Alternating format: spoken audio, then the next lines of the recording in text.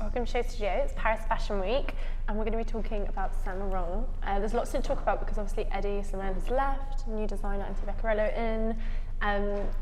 Always makes for a good discussion, Saint Laurent. For some reason it gets people going, whether they love it or don't love it, and there's a lot to talk about both in terms of the clothing itself, the show obviously, but also just kind of the way the brand is run and communicated. So a good one to kick off Paris Fashion Week with. But before we dive in to our discussions and whether we love it or hate it or are indifferent to it, I'll let my great set of panellists, nice big panel today, introduce themselves, starting with you, Lucy. I'm Lucy Moore. I'm the director of Claire de Rouen and a writer on art and fashion. I'm John Michael O'Sullivan. I'm an architect and writer. I'm Dilys Williams, director at Centre for Sustainable Fashion. I'm Karl, Plewka, freelance fashion stylist. I'm Amy de la Haye. I'm a writer and curator and work at London College of Fashion. I've literally got everyone from all different areas of the industry. Dilys, I'm going to go to you first. Is this sustainable fashion, would you say? We've yet to see. In general though, would you say the Saint Laurent model?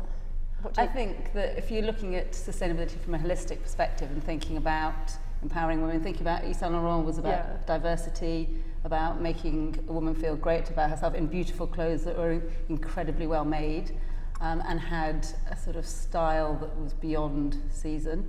If we can see some of that, then absolutely. Politicians aren't so very good. What does everyone else think about Saint Laurent? Lucy, you look weary. What do you think? Maybe that's a good word for it. I don't know. Yeah, it feels quite. It's not. It feels like it's been around for so long. This kind of sexed up, kind of 80s thing, and that there are some other, much more interesting kind of progressive ideas about sexuality and gender and identity and just really just wearing clothes, that are kind of much newer and fresher. So I'm interested though. I'm very interested to see this new era. But what does Yves Saint Laurent, or Rive Gauche, whatever you want to package it as, what does it stand for? Like, Amy, in your kind of sort of abilities as a dress historian and curator, what would you look for? Well, I'm going to do my usual answer, which is I'm going to go back in the past. I think we mustn't forget that Saint Laurent, his very first collection for Dior, he put motorbike jackets on the catwalk, which was completely radical and revolutionary, and has inspired sort of endless designers since. Yeah, and Saint Laurent in its heyday was the most extraordinary label. So you think some of the irreverence that we see is actually part of the heritage? So some of that kind of... Possibly, if it's done cleverly. And do you think it's done cleverly so far? Yes, some of it. Some of it, that's interesting. But I'm open-minded to see about this as well. But I'm not really sure what to expect. Yeah. Because I think you can always look at someone and think this is what they've done in the past, but actually what you're looking for is maybe the potential to see what they can do. Yeah. I do think what's interesting is the way that, Eddie Slimane obviously we can talk about because we've seen his work, did use the archive. Like I did a piece recently on archives and I spoke to Pierre Berger about it, and he said, very warmly and with great excitement about how much time Eddie spent in the archives, and obviously they have a really amazing archive. So I wonder why, in some ways, when on paper that should mean the design seems so respectful, people found what happened with Saint Laurent and the rebranding it's kind of old news now because everyone's talked about it so much, but do we think that what happened with Eddie Slimane, it was simply just modernising the brand? What's your take on it, Karl? Me? I'm a big Eddie fan, as you know, but I think what was great about what he did was that it was controversial, that it was uncompromising, and I think that there's not much of that going on anymore in fashion. So, it's rare these days, after being in the industry for so long, that I get really excited about a show. But I was excited every season to see what he was doing, and people said what they said, and people hated it or loved it, and in the beginning, I think most people hated it, but I just always thought it was great, and I think that Anthony Vaccarello has a very hard act to follow, and I was quite upset when it first happened that he'd left, and I didn't really understand the fit. But looking at his work, I actually think he is a good designer, and I think that we have to give him a bit of a break, and I'm quite excited to see. Well, it's what he's interesting though, doing. I do think he never would have been appointed to Saint Laurent if Eddie Slimane hadn't had that role. You know, it's almost like they've appointed, Yeah, it's well, almost like it was Eddie's own label and they tried to replace someone who would and do I it. hope they don't make him just regurgitate the code, whatever they call it, Yeah. that Haye has already established. Yeah. Because I think people probably thought, a lot of people I talked to about it seemed to think that he would probably be quite, he might be slightly weaker in that sense. Yeah. But I think he's probably quite strong, and I think that he might come in and blow away a few of the preconceptions that people might have of him. I think also remembering that he's used to showing in the kind of New York environment, which is quite pragmatic, consumer focused. I wonder if actually, it's just interesting to me, I thought it was an appointment, because there's a lot of change in Paris this season. Obviously there's quite a few, like you've got Maria Grazia going in at Dior, obviously Raf Simons left. It feels like there's a lot of movement. And I was thinking about it with Dior, if they'd, Maria Grazia's aesthetic is Valentino, it's very different, very prim, very sort of, not girly, but very feminine, very beautiful, very different to the kind of minimalism of Raf Simons. But they've appointed someone who's different. But it would have been strange if they'd have tried to appoint someone who was like Raf Simons. And it feels like that's what they've done here. They've tried to appoint someone who was like the last designer, which is quite unusual. I can't really think of other examples. I guess that was what would happen with Chanel.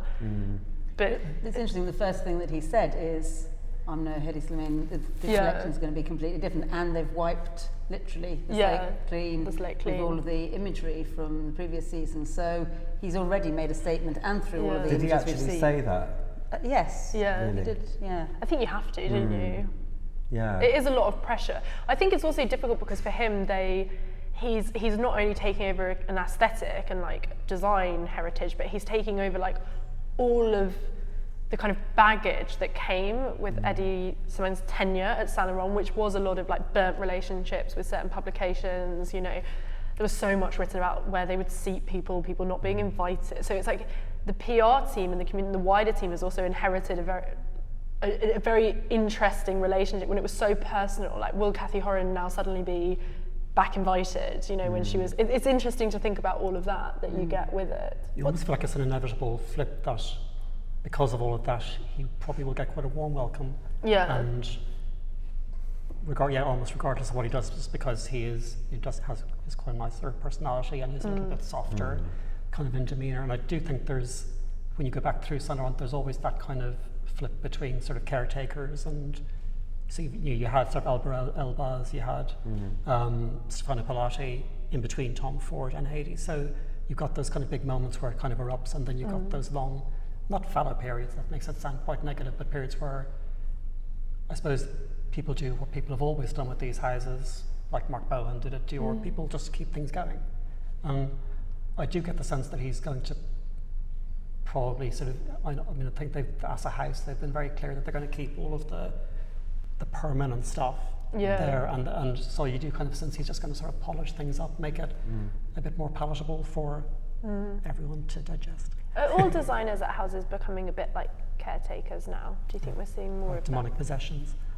But it is interesting though, you think people change jobs so much now. I wonder if it it almost feels a bit that. like, do you do it, is it almost like a project rather than a job, so you come in to do what you can do. Yeah, it's like a with commission. a brand, and then almost, a collaboration almost more than anything else. And it does feel like that. And I think I probably felt a few years back that it was to the detriment of brands, because you would think that it would sort of weaken things each time, but they seem fairly hardy. I mean, It depends. Haye obviously had complete creative direction over everything to do with the colour of the walls, the collection, everything. And the same with Vaquero. He's been given complete creative direction, hasn't he? So in some ways it has to be a mutual benefit, because it's actually his own personality and his name that he's putting into this. So whether or not it is a commission for a certain amount of time, it's going to have his own personality. But at the same time, it's one of the most iconic houses, and as Amy said, and as I was saying, the original Yves Saint Laurent was such an incredible guy, and the collections were so incredible. You can't just ignore that.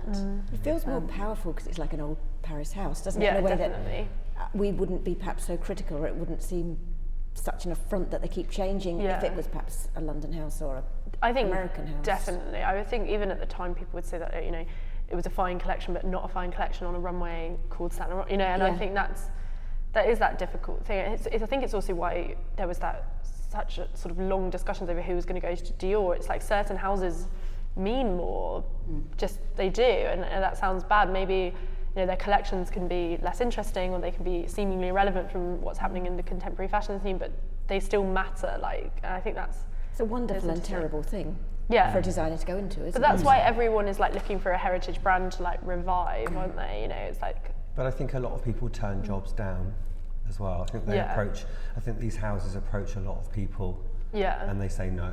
Yeah, definitely. Yeah. Like Christopher Kane, Balenciaga, things like that. Like people just don't want that. No. You wouldn't, would you? Like I wonder how many people were approached for this job.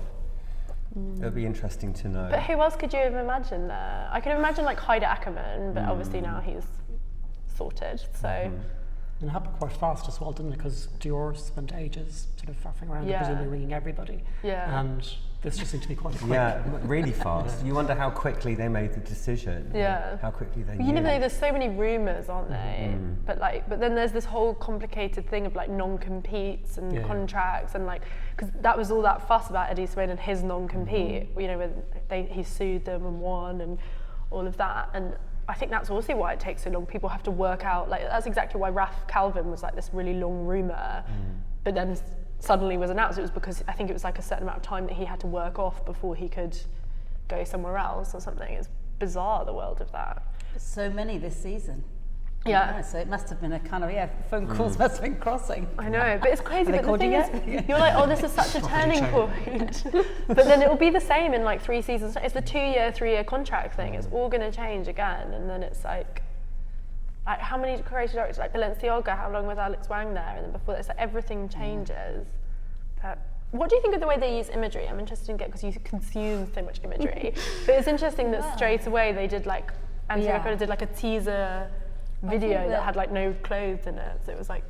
I mean, I think Hedi Slimani's mark was kind of led by his kind of hold and over the branding and the image of the brand, and his decisions to, very, very dramatic decisions to change the name. I think they were quite violent. I think that's why there was kind of animosity towards him, including from me. I was like, Eve, where's he gone? I like him.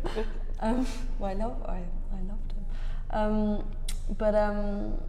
I think, Hedi Slimani's imagery had this kind of sharpness and darkness and kind of high sex kind of feel. Do you think there's something in that though, because he is also a photographer? It's the same with Karl Lagerfeld. Karl Lagerfeld is also a photographer. Is there a thing about designers that can also photograph that their collections are punchier because they treat it more as an image? I don't know. Saves money on the photographer. Yeah, you get very, very strong collaborations. Like with Raf and Willy van der Peer. You get these very, very kind of dynamic and productive collaborations that are really successful. But Anthony Vaccarello is good friends with Collier Shaw, and I find I'm very intrigued by that because her kind of practice began as she was really been an artist since the 90s, and she was very inspired by Calvin Klein and Guess in the 90s, like late 80s. They were the kind of images that she put up on her bedroom wall, and which were kind of reflected in the recent imagery that was released. And what she does is something much more subtle and interesting about the performativity of gender, and so there's definitely a difference there, I think, that will be interesting to look at. But it's very, it feels, I guess the thing about Hedi and Anthony is that it doesn't seem, they continue the brand, but not in a nostalgic kind of reappropriation of past garments from the kind of archive. They continue it. They continue the brand in terms of its spirit and its atmosphere. And so, because of that, I think the imagery is like really important. Like has a strong role to play because the clothes themselves are like fairly, you know, like we know what they are. They're quite classic. Like, oh, that's a. Well, they're very pieces. Dress, they're wardrobe pieces, aren't they? Yeah. Well, that's what's interesting is that visuals often have this really strong aesthetic statement, whereas the collections aren't so much about like themes or concepts. They're very much about garments and pieces. And it's interesting that. Exactly. But maybe that's something that's more common in fashion now, that the visuals need to be so important. I guess they always have been, but I think it's just that changeover from. It's just by comparison with, say, like thinking about what Prada and Gucci have been doing recently, you know, which, like, where the actual clothing is, like, very, very distinctive. Yeah. It's kind of something totally different. Where the imagery is really carrying a lot, has a kind of strong role to play. What does everyone else think about the way they use imagery? Is it interesting to you as a stylist to see, you know, when a photographer has something that is like, you know, when a designer is not just a designer, when they're also an image maker? Because some designers are, it's like those designers that say they're creative directors or they're curators or whatever they call themselves. Well, I think for example, we're talking about Karl Lagerfeld with Chanel. I think Karin Rothfeld brings a lot to the images, and I think, you know, she makes it cool, she makes it, you know, sexy, modern. But I would imagine with Haye it would have been more his overall vision. I wouldn't have thought there was anyone else really that involved. Yeah. So, yeah, I guess it depends. It depends, Yeah. I guess, having teams around you. Yeah, I mean, I've worked with photographers who they might as well just be the stylist. Yeah. Because it's what they do. And I've worked with photographers who are very famous fashion photographers who don't have a clue about clothes. Yeah. So it depends, really depends. But I think it's interesting. I'm not so sure about the images I've seen so far for the new Saint Laurent. I find them quite bland. But, that's interesting. You're nodding, do you agree? Yeah, it's funny you said, you know, Calvin Klein 80s, because I actually looked at them and thought that. And whilst in the 80s when I first saw them, I thought they were incredible, I kind of, it wasn't saying anything new to me. And the whole gender thing that is being discussed through all sorts of kinds of imagery, there wasn't a message that I was receiving that was different from any other messages that I've seen and heard recently. So, or maybe that's part of it. Maybe the message isn't there yet because they're holding. But maybe it's just much harder to be irreverent. Like talking about, you know, Yves himself, there was a lot to push against at that time, and I wonder if it is just much harder now to do something. You know, we talk about putting motorcycle jackets on a runway. It's so hard to put anything on a runway now that people are like, gosh, you know, like, I just think it's a really different climate. I think it's because everything's so fast. It's like people have become less shockable. Collections, it's really rare even to have a show that feels like a great moment anymore. Like nothing. Yeah, there's so much to rock against. Exactly. And it's funny because obviously working with students, you know, a lot of our students create collections that really are a statement against whether it's homelessness or mental health issues, and you can really see it in the collections. Maybe it's more difficult, not maybe, it is way more difficult when you're in a big brand and you've got to sell a certain amount and you've got the whole machine behind you. But actually, if these collections don't have a point, and if they're not saying something about our current culture, then they're not relevant. And so I think it is a shame that we're not seeing more messages that are about issues to do with whether it's something that's going on in our local lives, in, you know, if we see our students in London, issues of homelessness is a huge thing in their personal lives, or whether it's something bigger like issues to do with climate change. But it's a shame if we're not seeing that leap from what people are doing when they're first setting out and thinking about their own identities to what happens to their identities when they're working for a big house. But then do you have, I mean, I agree and I'm sympathetic with that sort of line of thought, but being devil's advocate, do you have to be irreverent to create really beautiful clothes that people want to wear? Yeah, I think you're right. I don't I mean, think can you just not fashion- be, I mean, Balenciaga and people weren't incredibly irreverent when they set Political, out. The fashion's got to be lots of things. I think some of it can Absolutely. be, but not all of Yeah. it. No. In fact, if all of it was, then it wouldn't be irrelevant. I think the problem is there's less and less designers who feel like they are trying to change anything. Do you know what I mean? Yeah. Like there's more, it doesn't even need to be a political thing, it could be just a purely aesthetic thing. Like that drive to kind of, maybe that's actually why everyone's got so obsessed with Vetements, is because it at least feels like they're trying to I don't think to make a statement. I think more just trying to actually build a better business. They're changing things. You would think at this point in time, when so much is happening sort of in the world, that actually fashion might be more radical. But I think if you think, kind of read between the lines of what's happening, you can certainly see the kind of socio-political undercurrents if you want to. I mean, I was thinking about this Collier Shaw's kind of connection to the early 90s and this moment, like post fall of the Berlin Wall, when there was a kind of new sense of togetherness and collaboration that were manifested in all sorts of ways, and kind of in a way what the images that she's just made for Saint Laurent kind of feel like they kind of mirror that imagery from that time, the Calvin Klein and the Guess. But then you see this kind of looking back at the 90s in a very different way with Vetements, who were looking at it from the perspective of that kind of post-Cold War generation from the East and from Russia and the New East. But then it's interesting because Vetements say, we're not political at all, we have no intent. So yeah, but I guess there are people who set out to create overt political statements, and then there are people that make creative work that, because they're part of a culture, it is therefore like a comment upon it or something. Yeah, that's interesting. But I think, the kind of elephant in the room is that Hedi Slimane just did so much commercially for this brand. So I'm sure that Anthony Vaccarello is expected to maintain that, and it's if a not, big job, build isn't upon it. So because it's like there's the hype and all the discussion, which is one thing, but actually what the bigger pressure on him is probably not so much the discussion, the reviews, it is how successfully that business was grown across all those different categories and maintaining that and not whilst also making his. I'm interested to see his tailoring. Particularly only because the images that you tend to see in the press are nearly all the sort of dresses that are barely there. Yeah. And then, I don't know, I just read odd things saying he's a really good tailor, and I thought, I can see the dresses in my head, but I can't see his tailoring. Yeah. And Saint Laurent's always had a reputation for being an exquisite tailored dresses as well as tailoring. So I'm interested to see if perhaps his ability as a tailor shines through. Yeah. Should we have a look at what he's done?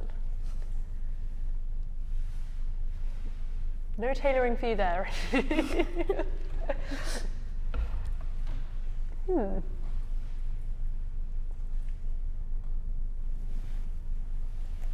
You'd never think Yves Saint Laurent. No, you wouldn't, would you? It's very retro though, which I'm surprised about, because I thought he'd try and do something that was very, because I think Eddie was so known for doing things that were like, ode to the 60s or an ode to this. I wondered if he'd try and break from that. We're like stunned into silence. It's like, I can't see it. No. I know, I didn't actually bring my glasses with me. Lucy. Really reminds me. It's really hard to say straight away what you think about Lucy in this way. I was going to say, it reminds me a little bit of, weirdly, Hedi Slimane the first time around when he was doing Yves Saint Laurent Pour Homme, because he did that collection that was all black and metallics and was very kind of stripped down. And I don't think it was his first collection on the men's, but it was the first one that really got unnoticed. So that kind of purity. The gold dress is very 80s. Yeah, I think very 80s. But also like a hint of Mugler and sort of that kind of really theatrical. Really Mugler, the opening there. Yeah. Some tailoring. If last week we were talking about garments that are unisex. Yeah. And that often we were saying that the language is that they cross gender, but the reality of the design isn't. Some of these garments could do. Yeah, but do you not think I have this problem though with unisex, because it tends to mean like women wearing men's clothing? Do you know what I mean? Like when people talk about androgyny, it's always like women in men's. Apart from at Gucci. But I don't think Gucci is androgynous at all. I think it's really, I think it's generationless, but I don't think it's androgynous. Some of those boys look lovely in those very But is it the clothes or the boys? Because often it is the model that makes the look, isn't it? Yeah, and I often think the clothes, they're more historical, because a lot, when you think of historical dress, it is naturally very feminine. You think of like knee-high socks or like ruffs and frills and what have you. But I don't know if maybe it is genderless in a kind of weird historical way rather than a forward thinking. I always think of like old people and young people and them sharing clothes much less than girls and boys sharing clothes. I don't know. I just think the genderless thing's been something, and a lot of it is the casting, that they use such skinny little kind of fey boys. Yeah. I don't know. Maybe I'm wrong. And it's a fashionable language to have appropriated, isn't it? Yes. But I did think that some of those boys looked like boys and they were wearing girls' clothes and it looked great. They look like little boys. I think that's maybe the thing, is that they look, thank you, they look like children. So I think maybe that's... It's not very sexy. No, but then it is quite fetishy sometimes, Yeah. I think. Like, I find it fascinating, his designs. And it's funny talking about the language of boy-girl as opposed to man-woman, because by saying boy-girl, you're making it like kind of maybe more innocent or... Yeah. I think there is an innocence though, because he's It's a different terminology, isn't it? Yeah. And it's much more performative and dressing up. It's like dressing up. Yes, yeah. Theatrical. Yes, It's it's much it's like, like- it's it's dressing like up, it's dressing his up and feeling costume, comfortable yeah. in that costume. Yeah. Whereas this is, again, what we were talking about, it's like pieces, isn't it? I've got some information. It was at the Ministry of Defence building, which is quite funny. He's like, no, defend myself. And the ceiling is mirrored. And then I've got a nice note from the girl saying, sorry, there's not much more information. Thanks, guys. The building is actually, it is Ministry of Defence, but it's their new headquarters, so they're in the middle of renovating it. Ah, It interesting. used to be a convent. Oh. Wikipedia, sorry. I was like, someone's done their research. Okay, so it's not for safety. I feel like we missed quite a few looks. Can we like go back to like number 50? Yeah, and the I building feel like doesn't have any bearing on the context of the design of the clothes, does it? No, but I don't know whether it should. No, but here, does it? I feel like He's designers... being defensive. He's feeling very defensive. I think it's like fashionable to pick somewhere where you want to...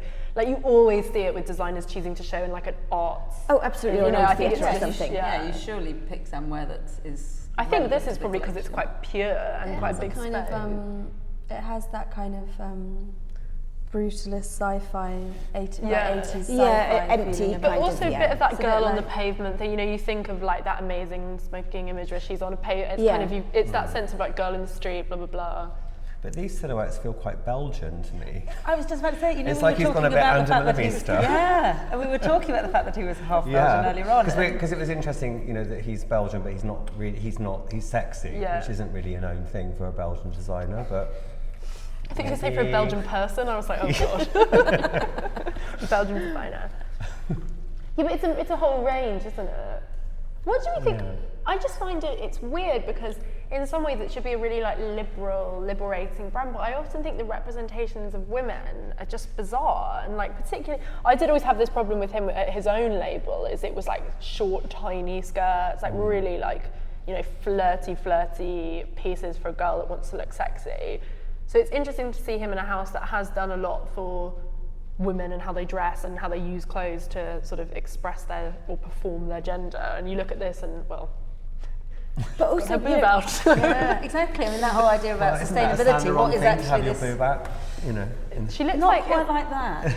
but how many Yves Saint Laurent clients actually are, you know, the people who have got the money and want to wear and invest in Yves Saint Laurent want to wear clothes like that? Yeah. I mean, maybe there's a whole new young generation, but Well, it's free the nipple, maybe. He's trying to be really political. It was interesting. Except the nipple is not free. You're like, it's not even free. It's not really progressive at all. Is it feels quite I mean, all it's- over the place. it's not beautiful pieces either. It's not No, even like I was saying earlier, no. that even if it's just the most beautifully tailored jacket that you just think, God, I would invest in that jacket, and it's the jacket that you'd wear forever because it's so beautifully Imagine if made. you'd done like 12 looks that were just like the most beautiful. Yeah. And they could have whacked a big commercial collection in there as well. But that would have been, and that would have felt really modern and different and. Also, these are quite kind of statement pieces, aren't they? So they've almost got lots of the qualities of maybe fast fashion. Yeah. And do you go to Saint Laurent to get that? I mean, people go to the high street. It looks But, yeah. quite high street. I know, I think that too. I know, but that's the constant criticism that Eddie Semaine got, was like everyone saying it looked like Topshop, which was kind of, he was kind of a victim of his own success because got copied so quickly that then it actually really did look like Topshop because they were selling it before they'd even managed to get their own collection into production. But it wouldn't if it was next to each other, would it? Like Chanel No, always saying God, she no. never minded being Yeah. copied because she always knew that there was no doubt about what was the original. Yeah. And But then a lot of it, like, what's difficult is because he was so good at making lots of stuff, you know, very good at like costume jewelry, bits and bobs. Some of the quality wasn't like a Louis Vuitton, you know, it wasn't exquisite, you know, like there were a lot of like brass rings or whatever. So yeah, this things isn't that weren't accessorised, like, is it? It's not No. accessorised. It's not. no, there's no, but I'm sure there'll be tons in the Yeah. store. It's interesting they covered Binks's nipple. I think that was definitely so people could Instagram the look and not get it taken down. I'm interested in the politics of breasts in this show. I'm just used to thinking Insta about ready. it. Yeah, but you see that, like, Also, that wasn't very subtle, was it? no. They're like those Rudy Geinrich kind of 60s, like, you know, swimsuits and dresses and just that were completely open. It's strange but it has become, I think there's like this mass, I'm going to go off on a big rant now, but there's this like mass like commodification of feminism at the moment. You know, everyone is like using feminism to like sell something. And I think the problem with him doing something like that is it becomes really easy to criticize because he can say that it's like a progressive, you know, women should feel liberated in their bodies, free the nipple, blah. And like, I'm sure a lot of the style magazines, because Saint Laurent advertise, will write something to that extent and say, you know, how liberal, how brilliant. But when it comes down to it, it's a big brand trying to sell women clothes and putting naked women on a runway, which is going to get a lot of press. I just don't think it is really that empowering of a context. Neither do I, but I also don't think they're very flattering because I think if You're like, if they look if the nice. models look like that in a lot of those clothes, how can Yeah, sort no, of ordinary exactly. women To look buy like them? that. Yeah. And I his just find it- clients are models, aren't they? A lot of A lot of the the guys, high like that profile. model of Yeah. juicy look. I don't know what, yeah. It's just not very modern, is it? You're not a fan? I don't hate it, but it's just very safe. It's very What's the safe. worst criticism? I don't hate it. It's just very safe and it feels. See, I don't even think it's that safe, but I just Just, Well, I just can't believe that a something top Paris house yeah. with the history and the reputation.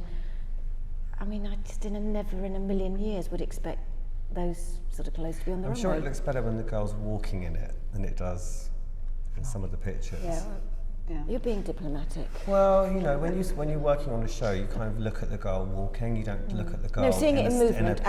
absolutely. Yeah. And the silhouette really, you know, comes to life But in there's that not way. much to see in movement. Like, there's so little, it's so small, some of those, you know, it's Yeah. not like it's an amazing, I get what you're saying, there is the case, like I was thinking about this at the Erdem show during London Fashion Week, like the pictures actually did look beautiful, but the show was like absolutely incredible. Like the way, I'm not like a huge kind of romantic fan, but like that show was breathtaking to see those pieces move. Like they looked like it wasn't a windy room and they looked like they Yeah. were blowing in the wind. It was incredible. But there was a lot of those clothes, there was like frills and fluff and it was Yeah. amazing. Whereas this, it's like, I mean, that's not going to really a move. show. Like, It's a show about legs. yeah, that's true. He does It's all about love a legs. leg. Yeah. And And it a might be that if shoulder. the girls were moving, they would be feeling great and looking great, whereas Yeah. They don't look like they're Static. having a good time. they don't. Yeah, it's static. They don't look as though they're having a good time. But I quite like the earrings though. I can't see you. The big red one, big red tassels. the red tassels. I mean, those I looks quite like have that dress. a little bit of a sense of, you know, Yves Saint Laurent's Yeah. kind of aesthetic, don't Yeah. they? The kind of North African collections. And Yeah, it feels quite Lulu, Yeah, some of it, doesn't safari. it? I just think it's a really hard job though, isn't it? Because it's like, it does look like he's tried to follow Eddie Slimane perhaps more than trying to do an Yves Saint Laurent collection, but that was probably why he was employed. So then it's a really hard position for him to be in. It's like, Well, I think it was what quite brief hard. is he working to? Well, it was Like, difficult for him, isn't it? Because of the last collection that Hedy did. yeah. That wasn't easy. That was not an easy thing No. to follow on from. No, Whereas but if he just did, if his last thing had been the show in LA, Yeah. then he could have done this and it would have been fresher. Yeah. I But think what you're right. Hedy did as his last collection, part 2, whatever it was called, that was exquisite. I also think it takes a really long time to get used to working with a team, getting the ideas together, Yeah. and almost the first season, you're just trying to find your feet. Our reaction actually really reminds me, we did a panel for Eddie Slimaine's first ever show at San Laurent, and everyone was like super excited, and then it came and everyone was a bit like, But like it was a similar thing. It's like there wasn't even enough to hate, like it was just weird, and I think everyone felt a bit like it hadn't sort of lived up to expectations or what have you. And I wonder if it's a similar thing with this, is it's just really, I just think it's really hard. I think it's such an unusual position to be in when no one really expected the designer to leave, and it felt like he left in quite an rushed way, perhaps, you know, an unexpected way. And he was so successful, because it's like, what brief are you working to? It's a really, really confusing situation. Like it's, you know, when most designers leave, you feel like, oh, there perhaps wasn't a fit, or it wasn't quite right, or the house still has a lot of its old heritage, whereas this was like transformed, and then Eddie left. So it's not really, I mean, hard act to follow Raf Simons at Dior, but Raf Simons didn't go in and change all the stores, change the name, change the aesthetic, change the kind of models. You know, I think it's just really hard position to be in. I'm trying to give him some defence in the Ministry of Defence. I'm feeling like I'm a bit hard. And yeah, you've got to prove yourself to the team first of all. Yes. And then to the public, and all within the space of a few months. I just wonder what he was saying. Like, I'm thinking sheer, short. I think he struggled with the femininity a little bit, and I think you have to have that with Saint Laurent. I think I saw that I think Haye did that in a really good way. Yeah. Even some people would disagree. Well, it was a little bit punky. I actually really liked I'm so bad with seasons, which is great for a fashion journalist, but like when he did all the tiaras, and was that the last one he did? No, it wasn't. No, it was the one before the last that. one was really Saint Laurent. Yeah. But I thought that was kind of amazing, and it did. I mean, like young girls obviously really liked it and stuff, but I don't know. I just don't know if this feels that modern. I don't know any young women that dress like this, but it looks so young, so it's... Was the point that they'll dress in it because it's Saint Laurent? Yeah, because they're now in the space of, it's a brand that they're connected to. Yeah. This is so Kate Moss and Calvin Klein. That's like, it's exactly how she appeared in those adverts from that time. Yeah. With her hair like this. Mm. So you can find interesting roots for it then. But none of it doesn't add up to, it's going in lots of different directions. It sort of doesn't really hold together. It's weird, was there one male model in it? Two? They ran out of girls with long legs. Yeah, they ran out of girls with long legs. Oh dear. So what do we hope for? It's quite stompy. Yeah. But that's just become a way that models walk now. It's so weird. It's like, it's always, in a way it's become like this fourth wall thing, like now, where it's like if a model doesn't do that, it doesn't feel like a real show, or it feels really gimmicky. It has to feel urgent. Yeah. I suppose it's the contrast of the fact that it's so sort of sexy. Yeah. Whereas a lot of other shows, when girls walk like that, it's kind of with That's purpose. what I mean. If you whereas naturally this is watched kind of it, like, it would have been different than just the pictures, because it's tartier in the pictures, and it would have done.